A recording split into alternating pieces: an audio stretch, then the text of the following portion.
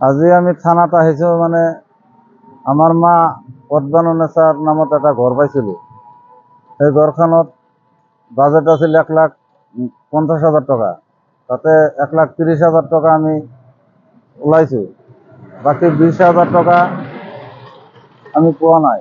20,000 টাকাৰ কাৰণে আনোৰা মেম্বৰে আৰ বাবুৰ আলী ইহঁতে আমাৰ ঘৰেৰ পৰা নথিপত্ৰ লৈছে, লগতে 500 টাকা লৈছে।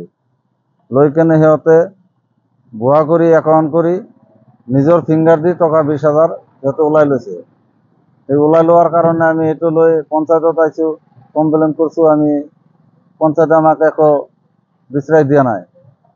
তাৰপিছত আমি ব্লকত গেছো, ব্লকত যাই এইটো এজাহাৰটো দিছো, সিহঁতেও আমাক একো কৰা নাই। লাষ্টত আমি হাইকোৰ্টত কেস কৰেছো। হাইকোৰ্টেৰ পৰা অর্ডার করে দিছে যে এইটো থানাত জমা দি, সেই কারণে আমি আজি থানাত আহিছো। এই কেসটো থানাত জমা দি গেছি। এসপি স্যারের তাত বিনম্র অনুরোধ, দয়া করে যাতে আমার এসপি স্যারে এটোর অলপ তদন্ত লয়, আর সরকারের তাতেও আমার অনুরোধ, আমার পয়সাখিনি যাতে আমি পাও, আর দোষী মানুষগুলার যাতে শাস্তি হয়। সরকার ঘর পাইছিল ফুলচান নেশা, তার 1,50,000 টাকা, 30,000 টাকা আমি পাইছো, আর 20,000 টাকা আমি পাওয়া নাই।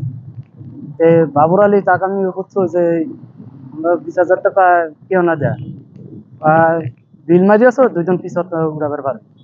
এই দুইজন পিছত ফেস করছো, কয় জব করতে তার বিয়ার হয়ে গেছি, আজকে পয়সা উড়াবার নোরা তুমি কি এবার আমি তার জন্য আমি বললাম পঞ্চায়েতে গেল। পঞ্চায়েতে আমি আরো কমপ্লেন করলো, কয় নাই সরকারের পয়সা দেওয়া নাই, সকালের জব কার্ডের পয়সা মারা গেছি। আগে ঘরের 3 কিস্তি তো পরে মারছি, আমি 500 টাকা করে দিছু। দেওয়ার পর আমি পিছাতে কি করলো, পঞ্চায়েতে ফিরে এলো, তাও কোনো কথা মাছ সাথে এখন না আমার, আরো উল্টে আরো ধমক মারি দেয়। এই কি আর কারণ হয়েছে, এগুলা কি আর পয়সা নগর ভাড়া বলকে গেছো আমি, কথা বলতে এখানে কাম না হলো। পিছত আমি আইনের আশ্রয় নিলো, থানায় আমি কমপ্লেন করলো, স্যার আমার জব কার্ডের পয়সা তো মারি দিলা, জব কার্ডও আমার দিয়ে আটকে দিলা। এই পানিখাতি 5 নম্বর অর্ডারে, 50 নম্বরের অর্ডারে আনোরা মেম্বার, বাবুর আলী, এহসান আলিয়া, এই মাহাতলি জিবির তাইজুদ্দি আর ইসমাইল আমার জব কার্ডের পয়সা মারি খেয়েছি। ইয়ার তদন্ত হবার লাগে, আর এই পয়সা কিনে আমার পাইবার লাগে, জব কার্ডটাও আমার লাগে। তাইজুদ্দিন নাম্বার, ইসমাইলের নামে, বাবুর নামে, আর ওই আনোয়ারের নামে এহসান দিন, এই 6 জনের নামে তাহলে কেস করছি।